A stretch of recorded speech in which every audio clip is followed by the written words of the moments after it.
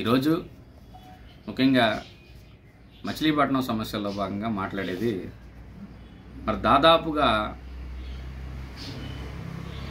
స్వతంత్రం వచ్చిన తర్వాత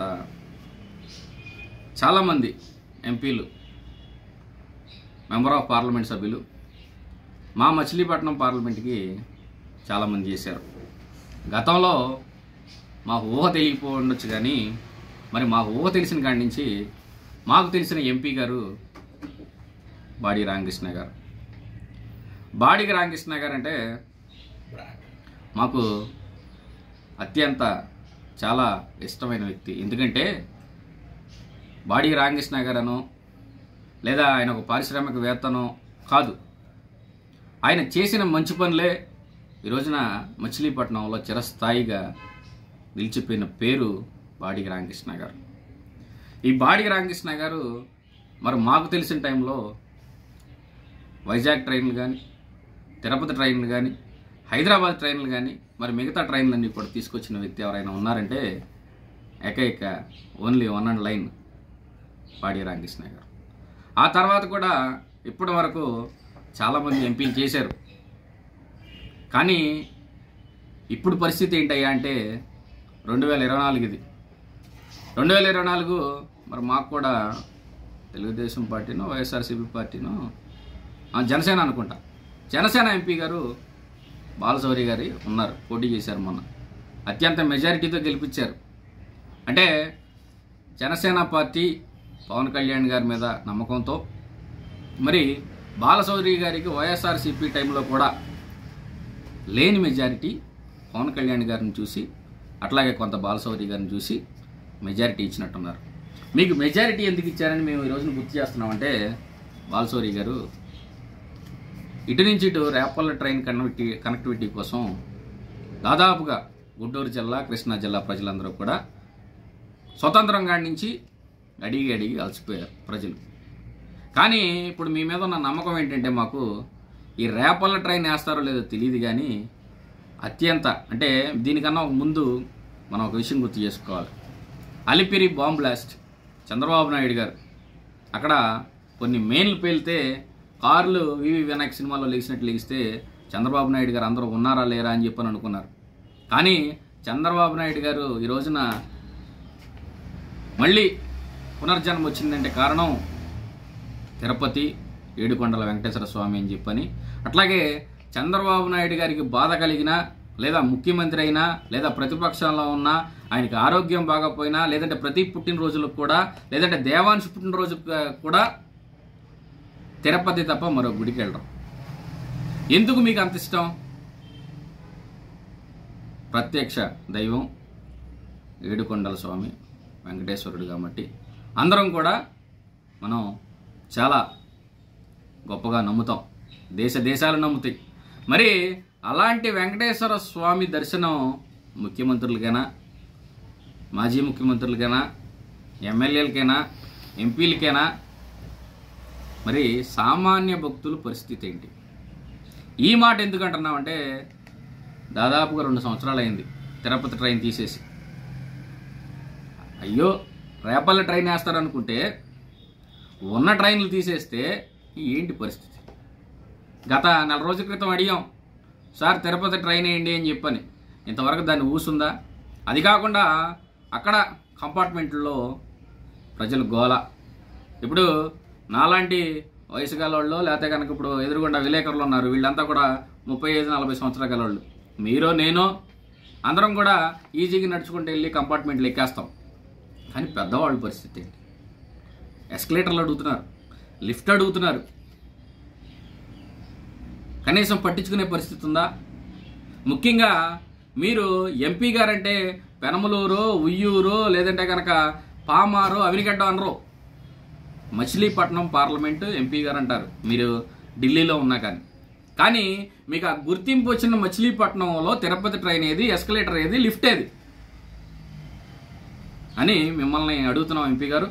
అది కాకుండా ఈ రోజున రైల్వే డివిజన్ మేనేజర్ గారికి, ఆ తర్వాత మీ మీద ఎంతో నమ్మకం ఉంది పవన్ కళ్యాణ్ గారు మీకు, ఆ తర్వాత ఫేమస్ అని చంద్రశేఖర్ గారికి, ఆ తర్వాత కింజారాపు రామ్మోహన్ నాయుడు గారికి, ఆ తర్వాత బాబు గారు మీరే ప్రతి పుట్టినరోజులకి మీకు బాధ కలిగినప్పుడు వెళ్తారు మీకు, తర్వాత ముఖ్యంగా బాలశౌరి గారికి Tirupati letter Tirupati train, Shirdi train, ఈ 2 ట్రైన్లు మా కృష్ణా జిల్లాలో ఎవరైతే కనుక హిందువులు ఉన్నారో హిందువులకి అత్యంత ప్రాముఖ్యత కలిగిన నమ్మకం కలిగిన దైవాలు షిరిడి సాయిబాబా, తిరుపతి ఏడుకొండ వెంకటేశ్వర స్వామి.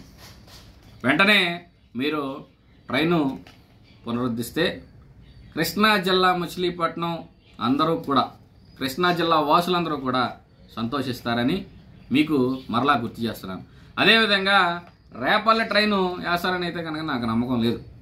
కానీ మిమ్మల్ని ఇంకోటి అడుగుతున్నా, అదే మీరు రేపల్లె ట్రైను ప్రస్తుతానికి వేయలేకపోయినా, రేపల్లె కనెక్టివిటీ వేయలేకపోయినా, కానీ గిలకల దుండి నుండి కోడూరు వరకు, హంసలదీవి వరకు, ఇప్పుడు ఎట్లాగో కాళేకన్పేట నుంచి చిన్నాపురం, యాదర, తర్వాత కమ్మవారి చెరువు, ఈ రోడ్డు ఏదైతే కనుక ఉందో ఆ రోడ్డు మీరు ఎలాగో వేయలేరు కాబట్టి ఈ గిలకల దిండి నుంచి అన్న అక్కడ ఒక డిపిఆర్ తయారు చేసుకుని కనీసం ఆ పొలాల్లో నుంచి నాకు తెలిసి బ్రిడ్జిలు కూడా ఉండవనుకుంటున్నాను. నేను ఒక బ్రిడ్జే తగులుద్ది అనుకుంటున్నాను.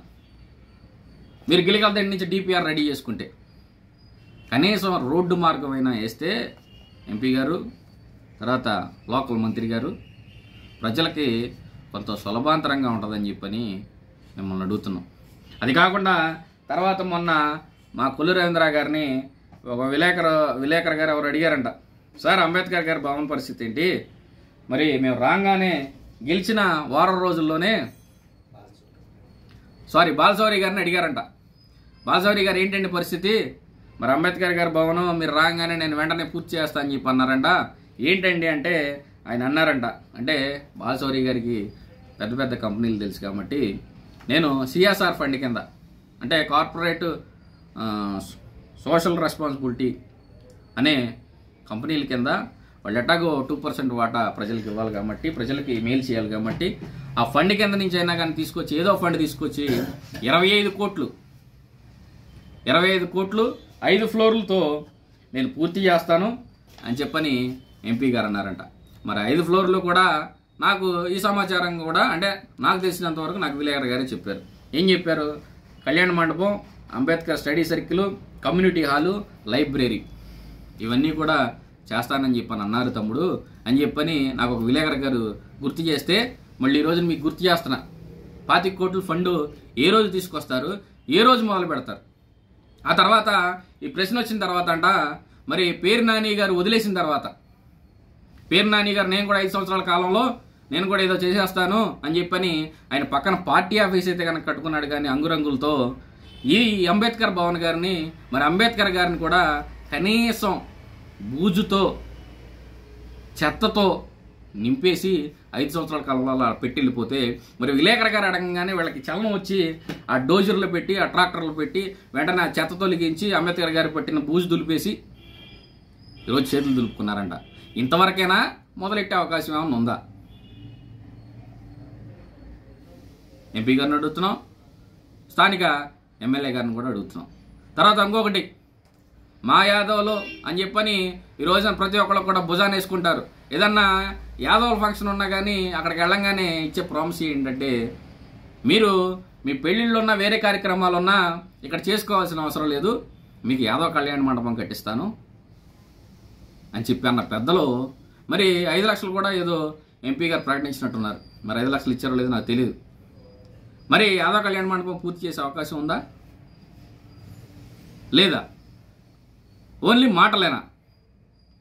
లేదా జగన్ ప్రభుత్వం అంతా కూడా ఖజానా తోసుకెళ్ళిపోయాడు, మా దగ్గర ఏం డబ్బులు లేవని చెప్పని కబుర్లు చెబుతారా? ఈ రోజున మిమ్మల్ని అభివృద్ధి కార్యక్రమాల గురించి ఏదైనా అడుగుతుంటే మీరు చెప్పే సమాధానం ఏంటంటే, జగన్ మొత్తం లూటీ చేసాడు, ఏమి లేవని. లూటీ చేసాడని మీ అందరికీ తెలుసు. ఏదైనా ఆన్ రికార్డెడ్గా ఉంటుంది తప్ప ఆఫ్ ద రికార్డ్ ఏమి ఉండదు. మరి మీరు వచ్చాక ఏ విధంగా అయితే కనుక హామీలు అమలు చేస్తా అన్నారో, మరి అవన్నీ కూడా మీరు ముందే ఆలోచించుకోవాలి కదా.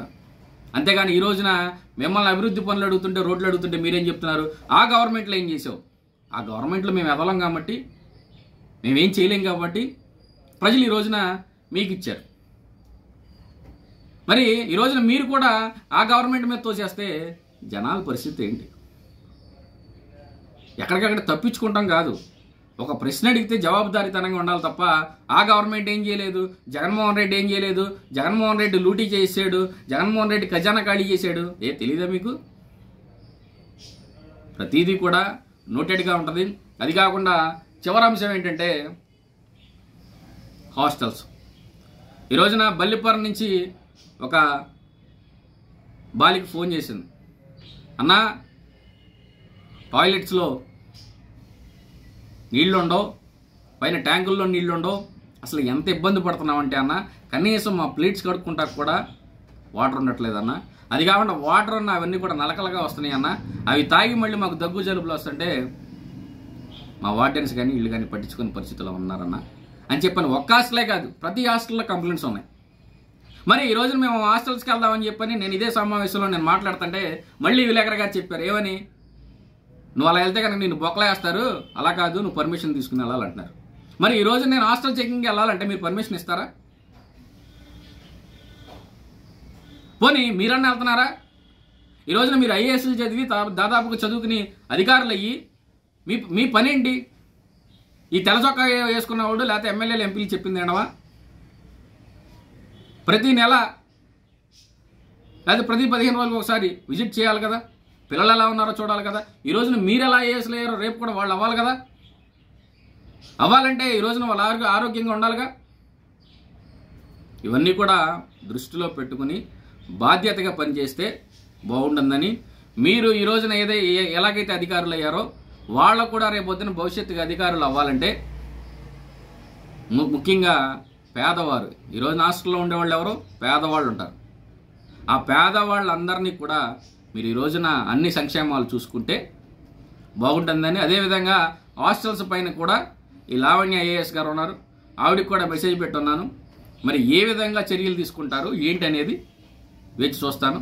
కానీ ఇప్పటి వరకు అడిగిన ప్రతి అంశానికి కూడా మీ దగ్గర దమ్ము అయితే, మీరు దమ్ము గల మనుషులైతే కనుక అదే నాయకులను అడుగుతా ఉన్నా, ప్రతి దానికి రిప్లై ఇవ్వాల్సిన అవసరం ఉంటుంది. ఎందుకంటే ఈ రోజున ఒక కోన నాగార్జున మాట్లాడా లేకపోతే కనుక వేరే పార్టీ వాళ్ళు మాట్లాడారని కాదు, ఈ రోజున మీకు ఓటేసిన ప్రతి ఒక్కడు కూడా మిమ్మల్ని ఏ సమాధానం అడిగినా మీరు జవాబు చెప్పాలి. ఖచ్చితంగా వీటన్నిటిపైన కూడా ఆన్సర్ వస్తుందని, పనులు వెంటనే మొదలు పెడతారని చెప్పని తెలియజేసుకుంటూ సెలవు తీసుకుంటున్నాను. Thank you.